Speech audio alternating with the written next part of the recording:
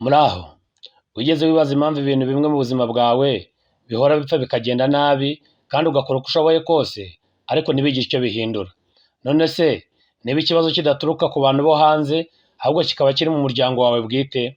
Hari ibimenyetso bine bishobora gutuma utangira kwibaza niba ibyo uhura nabyo bifitanye isano n'umuntu wo mu muryango wawe cyangwa umurage w'amaraso wawe. Ariko hari kimwe muri ibi bimenyetso abantu benshi birengagiza, kandi iyo utamenye icyo ari cyo ushobora gukomeza kurwana ikibazo utazi aho gituruka. Muri iyi video turarebera hamwe ibimenyetso bigaragaza ko ukuraga ashobora kuba ava mu muryango wawe cyangwa hanze yawo. Guma hano kugeza ku kimenyetso cya nyuma, kuko ku musozo ndakubwira n'icyo wakora kugira ngo ushake umudendezo wawe mu izina rikomeye rya Yesu Kristo. Kingdom Voice Rwanda. Hear the voice, umva ijwi. Kingdom Voice Rwanda. Hear the voice, umva ijwi ry'ubwami. Kingdom Voice Rwanda. Gwino kuri Kingdom Voice Rwanda. kurikira ibiganiro bya Kingdom Voice Rwanda. Hari ibimenyetso bine bigaragaza ko umuntu mu muryango wawe ashobora kuba ari we ukuroga. Niba udashobora kumenya umuntu ukuroga, niba ari umuntu uturutse hanze cyangwa niba ari umuntu wo mu muryango wawe uri mu muryango w'amaraso yawe, amahitamo yawe n'uburyo ushobora gukemura icyo kibazo bishobora kuba bike, kuko uba udafite amakuru ahagije y'ubwenge bwo mu mwuka kugira ngo ubashe kwirinda igitero kibi. Niyo mpamvu iyi video igiye kugufasha kumenya niba uburozi cyangwa se ubupfumu urimo kunyuramo buturuka ku muntu wo mu muryango wawe cyangwa bukaba buri mu murage w'amaraso yawe. Witonde kandi utege amatwi ibimenyetso bine by'ingenzi, kandi ndizera ko nugera ku musozo w'iyi video hari n'umuti w'icyo wakora kugira ngo wigobotore mu izina rya Yesu Kristo. Ikimenyetso cya mbere cy'uko ukuroga bikorwa n'umuntu wo mu muryango wawe ni uko wowe uba urambye mu bibazo byo kubura ibyo wahawe n'ibyo wari ukwiye kubona. Mbega ni ibibazo bihoraho mu buzima bwawe bwa buri munsi. Ntugire icyo ubona ugakora bikanga, ugatunga bikanga, mbega n'icyo wari ufite ukayoberwa aho kinyuze. Iyo ubura ubuntu, ubuzima bwawe bukaba bwumye, ukaba mu buzima butagira icyo bugira, bwumye kandi buhagaze hamwe utagira icyo ugeraho. Ubwo burozi cyangwa se uwo muvumo uba ushobora kuba buturuka mu gicaniro cy'umuryango wawe cyangwa ku muntu wo mu muryango wawe. Ubusa ni ikimenyetso cyo kubura ubuntu. Itangira igice cya 37 umurongo 23 kugeza kuri 24 hatubwira ko Yozefu ageze kuri bene se bamwambura ya kanzu ndende, baramufata bamujugunya muri rwa rwobo, kandi rwarimo ubusa n'amazi yari arimo.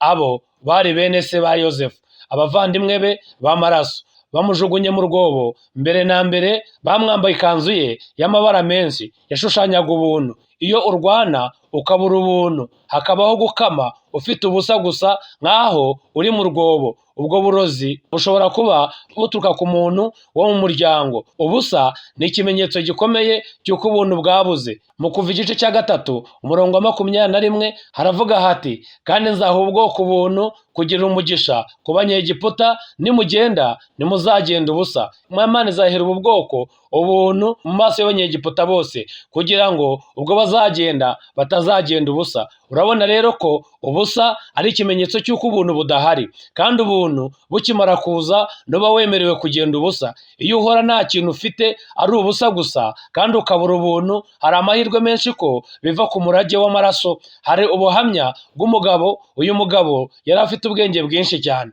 kandi igihe cyose habaga kuzamurwa mu ntera yahoraga atoranywa kugira ngo azamurwe. Ariko buri gihe habaga amahirwe yo kujya hanze y'igihugu, cyane cyane kujya mu mahanga ya kure, kubera impamvu runaka yahitaga agira ibibazo bikomeye byo mu nda byatumaga atagenda, maze akajya mu bitaro. Indege ikimara kugenda yahitaga amererwa neza, nuko ajya gusengerwa. Ubwo barimo gusenga, Imana ihishurira umukozi w'Imana ko yari yararozwe na nyina. Igihe nyina yumvaga iryo hishurirwa, yatangiye kwatura avuga ko ari we mwana wenyine w'ikinege yari afite, kandi ko atigeze ashaka ko amuba kure. Niyo mpamvu yari yarahambiriye umukungwa w'umwana cyangwa se agakondo k'umwana, akazirikanya n'icyogesho yari yarakoresheje amwoza akiri uruhinja, maze abihisha ahantu. Kandi ubwo burozi n'ubwo bugambanyi bw'ubumaji bw'umwijima bwatumaga atajya kure ya nyina, kandi icyo cyangwe cyari kigitose cyane nk'aho cyari kimaze gukoreshwa ako kanya.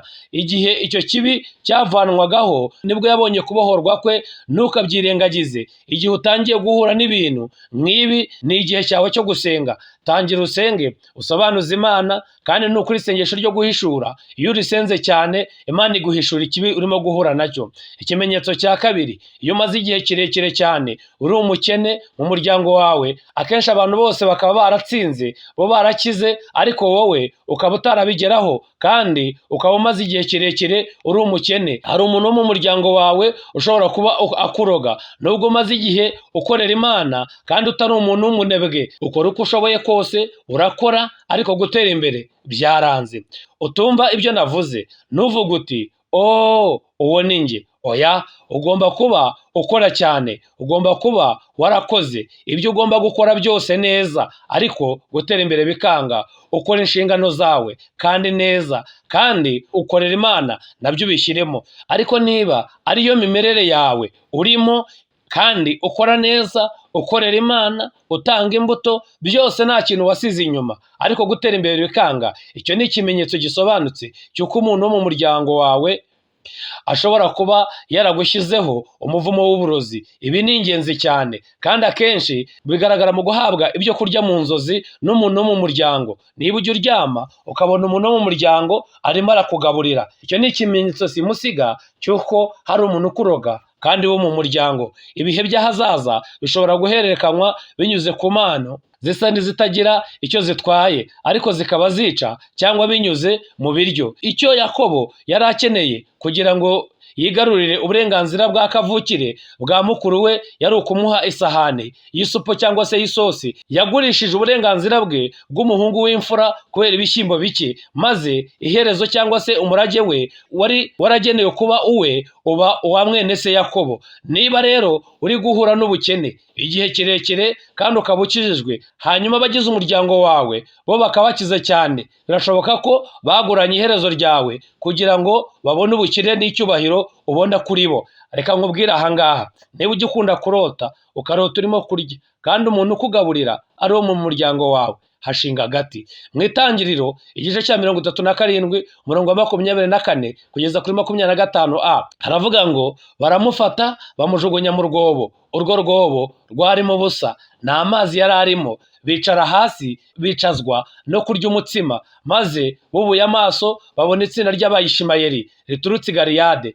ingamiya zabo zitwaye imibavu n'amavuta yomora. Bari bagiye kubijyana muri Egiputa. Igihe abo bavandimwe bajugunyaga murumuna wabo mu rwobo, bicaye hasi bararya. Babayeho neza cyane, maze bamugurisha mu bucakara. Iyo bene wanyu bari kurya kandi wowe ubabaye, iherezo ryawe riba ryaragurishijwe, kandi uba waragurishijwe mu bucakara. Urimo urabibona, Yozefu yajugunywe mu rwobo, hanyuma ibyo azanye ibyari byo kurya nawe byo kuryaho baricara bicazwa no kubirya, hanyuma we ajya mu rwobo, kandi bamugurisha mu bucakara. Rero nawe niba bene wanyu bakize cyane, baratsinze, barageze ku butunzi, ariko wowe ukaba usonje, urimo kurya ubusa, ubayeho nabi, uri mu bucakara, waragurishijwe. Kuki ibyo ari ingenzi? Reka mbikwereke mu murongo w'ibyanditswe udasanzwe muri Yosuwa igice cya 1 umurongo wa 14 kugeza kuri 15. Abagore banyu n'abana banyu bato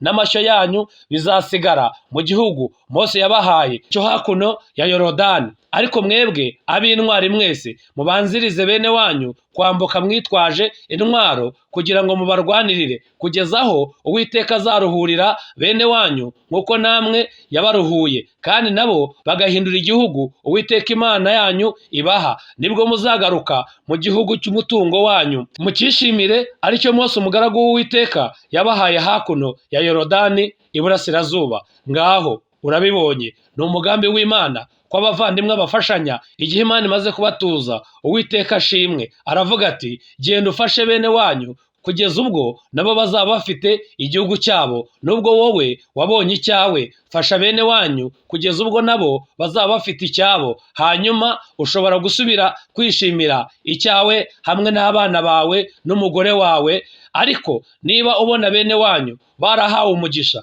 kandi bakanga kugushyigikira no kugufasha, kandi ukaba ari wowe wenyine uri umukene kandi warakoze ibikenewe byose kugira ngo uzamuke, hari amahirwe menshi cyane ko waba waragurishijwe. Hari amatsinda atandukanye y'ubupfumu bw'ubumaji aho basabwa gutanga umwe mu bagize umuryango bakamutamba kugira ngo ube umukire. Ibi ntibikubwira ngo utangire gukeka umuryango wawe. Ndabisubiramo, ntabwo nkubwiye ngo tangira ukeke umuryango wawe. Ubwenge bw'umuntu bugira umumaro mu kumuyobora, kuko vuba aha ndaza kubagezaho neza icyo mukwiye gukora, bityo mukabona ihinduka ry'ubuzima bwanyu mu izina rikomeye rya Yesu Kristo. Mbere yuko njya ku kimenyetso cya gatatu, reka nsobanure icya kabiri neza. Urabona ko iyo bene wanyu bateye imbere, bakize, tubibonye muri Yosuwa yuko bene wabo bari barahawe umugabane hakuno ya Yorodani, ariko Bibiliya iratubwiye neza ko bategetswe yuko bambukana na bene wabo ngo babafashe. Rero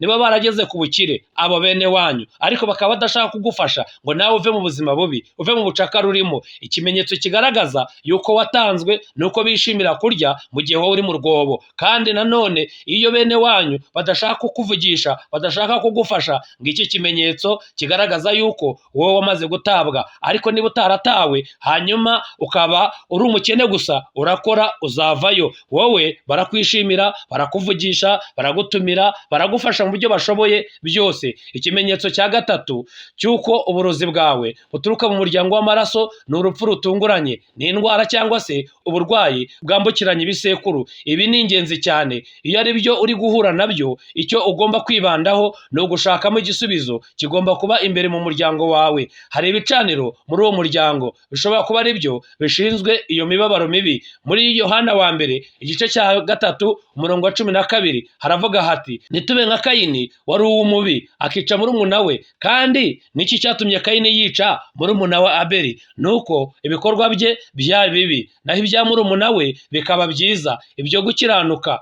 Ngaho urabibonye, umuvandimwe yishe undi muvandimwe kubera ko ibikorwa bye bitari byo gukiranuka imbere y'Uwiteka, ariko ibikorwa bya murumuna we byari byo gukiranuka. Byatewe rero n'ishyari. Niyo mpamvu ibyo bicaniro akenshi bigenwa n'abantu b'imbere bagize umuryango, kuko aribo basangiye amaraso. Hari igihe uzabona abantu bakuru, abasaza cyangwa se abakecuru mu miryango imwe n'imwe batemera Imana. Ukimara kumva ko abo basaza cyangwa abo bakecuru barwaye, ikindi kintu uhita wumva nuko umusore cyangwa se umukobwa muto apfuye muri uwo muryango. Iyo apfuye ako kanya, uwo musaza cyangwa se uwo mukecuru agahita amererwa neza cyangwa se agahita akira. Icyo baba bakora ni ukurya ubuzima bw'uwo muntu ukiri muto kugira ngo bongere igihe cy'ubuzima bwabo, kuko ubuzima bwabo buri mu maraso kandi abarozi banywa amaraso. Ni ibintu, ni ukuri, ubupfumu ni ukuri kubaho kandi barabikora. Nuko rero witondere ibyo, kandi Uwiteka akubohore uyu munsi mu izina rikomeye rya Yesu Kristo.